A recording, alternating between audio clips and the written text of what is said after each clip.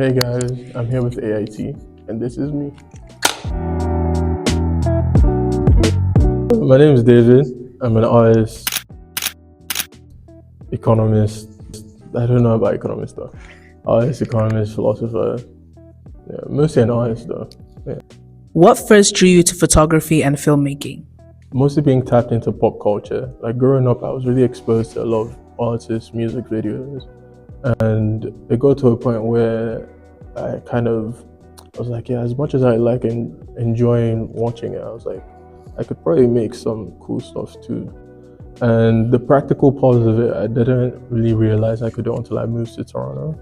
I think the art scene here is like blossoming in ways that even I couldn't really describe. There were so many opportunities to even just pick up a camera, maybe even use on my phone. And there were so many people that were like creatively inclined. So through that, I kind of like realized it was possible. Was there like a particular moment or an event that happened that made you realize that this was your path?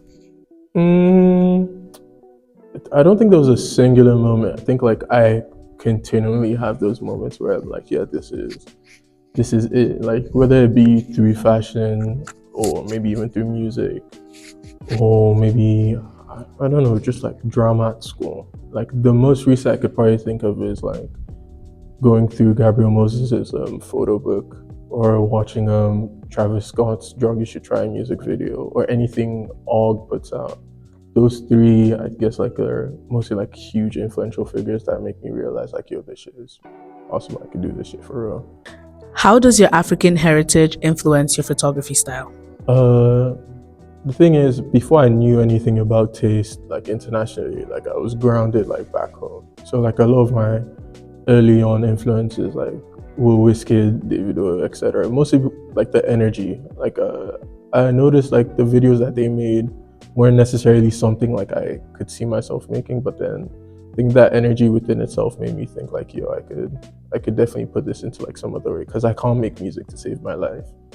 Have you faced any pushback as you tried to enter the photography space? For sure.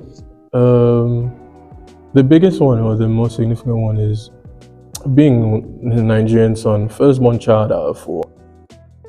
I remember like telling my dad, yo, like I really like photography. Mind you, I'm still an undergrad. He was not having it, bro. He was like, he actually asked me to ship my camera back to him. I was like, yeah, you can't. I was like, Jesus, how am I going to do this one? But I think after like showing him that I could actually even make money out of it, and even trying to get his advice on how to invest the money, he was like, "Oh, you could do this." So I think when money got involved, it kind of like forgot like how he felt initially, and that's just that for like African parents. They always do the most because they don't really understand how, I guess, lucrative any other businesses other than like traditional stuff work. So I don't really blame them as much, but it low-key did it stung a bit, but they're on it now though. Aside from like my family, I would say not being like a going through like the traditional means of going to art school, photography school, or maybe being as tapped in considering I'm an international student. Initially, it was kind of hard to like meet like-minded people, get like access to like resources, like even the lights that we're using now. These are like from friends that I've met like only like years after I started the practice. So prior to that, it would probably be like even flashlight from my phone to make things work. But I think it's also part of the process too, like not having access to resources or even being limited, it kind of like grounds you in a bit. So you kind of make the most of what you have.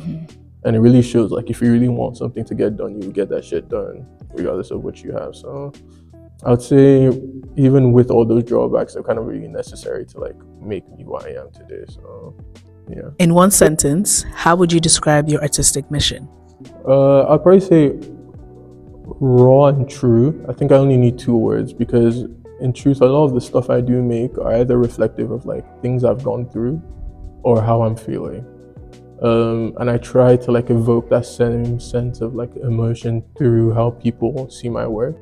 Although it's like a lot of the times it's up to interpretation, but I think it's my role to kind of really guide whoever sees my work to get to that point, whether it might be moody, uh, hella expressive, or maybe like, I don't know, really emotional.